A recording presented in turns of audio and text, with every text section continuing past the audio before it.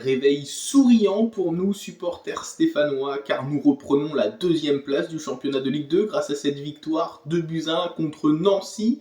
Bonjour et bienvenue sur la chaîne du Viking Vert pour le débrief de cette victoire dans un match qu'on aura globalement maîtrisé, je trouve. Alors on a eu cette impression de revenir comme au début de saison avec voilà une possession de balle plutôt stérile, mais au final on arrive à s'en sortir et à gagner.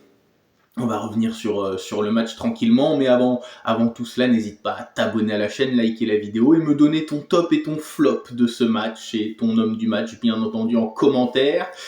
Et donc le match commençait tranquillement sur un petit rythme, mais c'est Gauthier Larsonneur qui fera la première parade, un bel arrêt, suite à une belle frappe du pied gauche.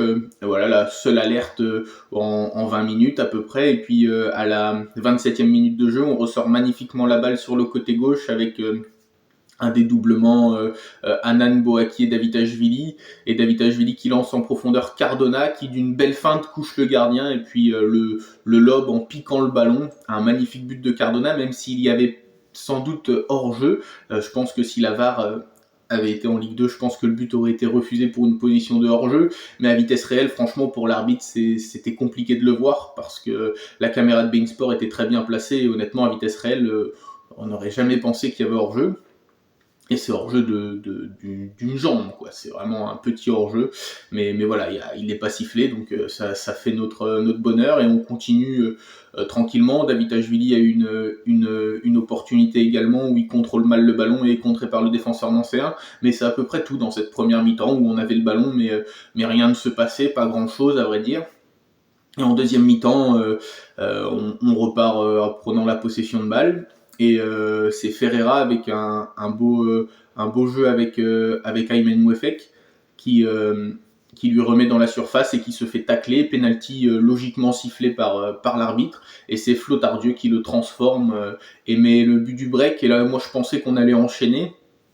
Et puis finalement non, on a commencé à reculer, à moins jouer, et puis à la 58e minute de jeu, penalty pour Nancy suite à une main de Bernauer dans la surface, penalty également logiquement sifflé par l'arbitre qui est transformé par Bokambu, le buteur nancéen, donc ça fait 2-1, et puis là, on se dit ça peut devenir compliqué, on retombe dans nos travers. Puis finalement, on est plutôt solidaire et solide défensivement. Quelques frayeurs sur des coups de pied arrêtés, mais rien de plus. On aurait pu marquer également le but du 3-1, mais ça ne s'est pas fait. Puis on va finir à 2-1 jusqu'au coup de sifflet final. Donc c'est une victoire importante pour nos Verts parce qu'on reprend la deuxième place au Red Star qui a fait match nul et on ne perd pas de terrain sur 3, sachant que Le Mans avait gagné derrière, donc si on n'aurait pas fait un résultat positif et gagnant, eh bien ça aurait recollé aussi derrière, donc les barragistes. Donc voilà, on reprend la deuxième place, c'est plutôt positif.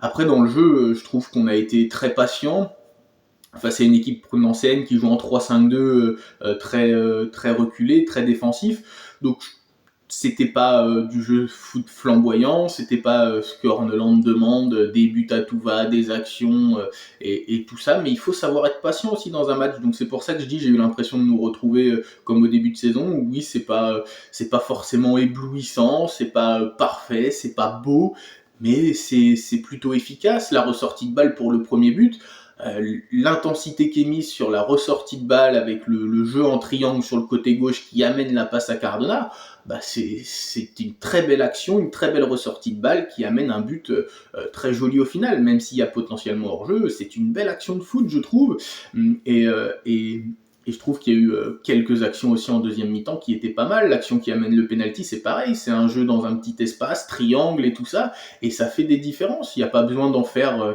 36 000 dans le match, des actions comme ça. Dès lors qu'elles sont efficaces, ça suffit, parce qu'on n'a pas été mis en danger. Michael Nadé a encore fait un très gros match derrière, et dans l'ensemble, on a été bon. Le milieu de terrain a maîtrisé son sujet. Après, oui, Nancy, c'est pas le plus fort des adversaires qu'on va affronter en Ligue 2. On sent que Nancy est une équipe en difficulté, mais ces matchs-là, il faut savoir les gagner aussi. C'est comme ça qu'on va monter, en battant les adversaires plus faibles, parce que si on bat que 3, on ne jouera pas 3 tous les week-ends, donc s'il y a que 3 à battre, et ben si on gagne que contre eux, et ben on ne montera pas. Il faut prendre les points contre tout le monde de toute façon. Et voilà, Geoffroy Guichard a renoué avec le succès, et c'est très bien. Les supporters dans le stade devaient tout simplement être heureux, ça s'est vu, il y avait une belle ambiance, un magnifique tifo en plus. Donc voilà, je pense que quand Orneland dit on n'a pas été sérieux, etc., moi je trouve pas. Après, c'est mon point de vue, je trouve que le match a été maîtrisé dans l'ensemble. Après, oui, on a reculé au deuxième but, on aurait dû insister sans doute pour mettre le troisième et être définitivement à l'abri. Mais est-ce que il y avait une équipe en face quand même qui a essayé de revenir, parce qu'à 2-0 le match changeait pour eux aussi. À 1-0 ils pouvaient espérer d'avoir un contre, à 2-0 c'était plus compliqué de miser tout sur un contre pour Nancy. Donc voilà, donc les joueurs qui m'ont plutôt plu, bah moi j'ai trois joueurs qui ressortent pour moi. C'est dans un premier temps Michael Nadé, qui a été très très solide défensivement. Encore une fois, il a tout pris en mode patron tout simplement. Il a fait des superbes interventions solides, comme on connaît de Michael Nadé, et il a plutôt joué juste. J'ai pas mémoire l'avoir vu perdre un ballon sur une de ses récupérations. Il a dû avoir qu'une seule faute sifflée contre lui, et je pense qu'il n'y avait pas forcément faute, et ça montre qu'il a été très propre dans ses interventions aussi, de ne pas concéder de faute. Et puis à côté de Bernauer, malgré le penalty qu'il concède, a plutôt fait son match. Et mon deuxième top, bah, c'est Aymen Mouefek, au milieu de terrain. De toute façon, il a un abattage physique, c'est lui qui amène pour le penalty le ballon à Ferreira. Voilà, Mouefek, c'est un danger permanent pour les équipes adverses, hyper fort. Il est physiquement au-dessus du lot en Ligue 2, et puis il a cette capacité à répéter les efforts. Alors il le répète que sur 70 minutes. D'ailleurs, c'était le premier changement et Miladinovic est rentré. Mais quand il le fait, bah, c'est toujours dans le sens du jeu, c'est toujours bien fait en général. Alors après, il a du déchet, hein, c'est un jeu qui amène du déchet, qui forcément il y aura des pertes de balles, mais quand il accélère, tu sais que ça peut faire danger à chaque fois.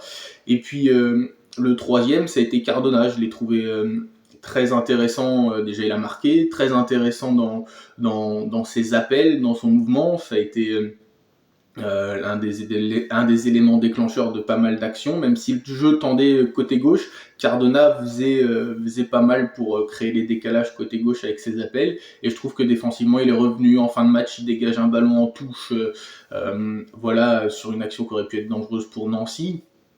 Et je trouve que Cardona a fait un bon match d'ensemble, et Boaké aussi, qui a été bon, voilà, pas dans les tops, mais qui a été bon en axial. C'est là que je le préfère, moi c'est axial. Il joue bien entre les lignes, il a cette capacité à garder les ballons entre les lignes, à dévier. D'ailleurs sur le premier but, c'est lui qui fait la belle déviation pour Davitashvili, et Boaké dans cette position-là, moi j'aime bien. Davitashvili, j'en parlais juste avant, a été peut-être un peu en retrait, ça fait peut-être partie de mes flops hier soir. Davitashvili, je l'ai trouvé un peu mou comparé à d'habitude. Et en autre flop, bah, je mettrais Ferreira, même s'il obtient le penalty. Son côté défensif, c'est là où en fait il y a le danger, c'est le côté de Ferreira, parce que de l'autre côté, Anan a réglé ce problème défensif. Anan a compris que d'abord fallait défendre et après il pouvait se projeter. Et ça c'est intéressant, parce que je trouve que Ebenezer Anan progresse bien dans ce domaine-là. Il a été bon défensivement. D'ailleurs, il fait un beau tacle défensif à un moment sur une action nancéenne en première mi-temps, il me semble, où il prend bien le ballon sur un beau tacle. Et là, il a bien progressé. C'est important d'avoir des joueurs qui sont capables de progresser, parce qu'on a un effectif relativement jeune. Mais de l'autre côté, Ferreira, ouais, il est en difficulté. À un moment, il a encore failli nous faire une boulette comme face au Red Star sur le premier but du Red Star. Si vous vous souvenez, quand il veut dégager le ballon, mais il n'y arrive pas, il a fait la même chose contre Nancy, où il loupe totalement le ballon. Et ça aurait pu amener une occasion, mais heureusement, le Nancéen n'a pas très bien joué le coup. Mais voilà, Ferreira, pardon, c'est vraiment le joueur que je trouve vraiment en dessous. Il n'arrive pas à progresser. En plus, à la fin, il prend un carton jaune. On sent qu'il peut dégoupiller à tout moment et laisser les coéquipiers à 10. Donc voilà, c'est vraiment un joueur, peut-être falloir le mettre peut-être sur le banc, en mettant peut-être Pedro dans l'axe ou Lamba quand il va revenir, et décaler peut-être Bernauer en latéral. Il est capable de le faire, ou faire réintégrer Ivan Masson dans le groupe. Donc voilà, il y a potentiellement des choses à faire, ou faire jouer un jeune à sa place. Mais ouais, Ferreira, je pense qu'il faut qu'il souffle un peu et qu'il lâche un peu prise mentalement, parce qu'il il peut dégoupiller, on le voit à tout moment. Et sinon, après, pour le reste de l'équipe, eh bien, Larsonneur a fait la parade qu'il fallait. Bernauer, je l'ai dit, a plutôt été bon avec Nadé. Ebenezer Hanan, c'est très bien ce qu'il fait. Je trouve que voilà, il a pris ce côté-là plus défensif sur le coin des latéraux. Jabber et Tardieu, Tardieu a fait un bon match. Il a bien été le métronome du milieu. Et avec Jabber et Mouefek qui ont fait beaucoup d'efforts, Jabber a été meilleur que d'habitude. Après, Nancy avait pas une grosse puissance offensive non plus, il faut pas mentir. Nancy était très peu dangereux. Et puis devant, N'Guessan, Davitashvili et Cardona ont fait un match correct, sauf Davitashvili qui a peut-être été un peu en retrait.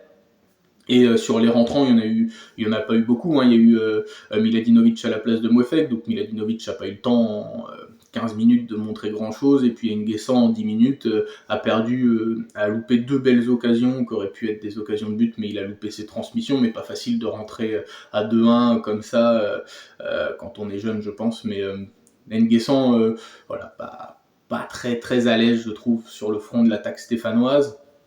Et voilà, donc n'hésite pas à me dire toi tes tops et tes flops. C'était le Viking vert. Ciao ciao.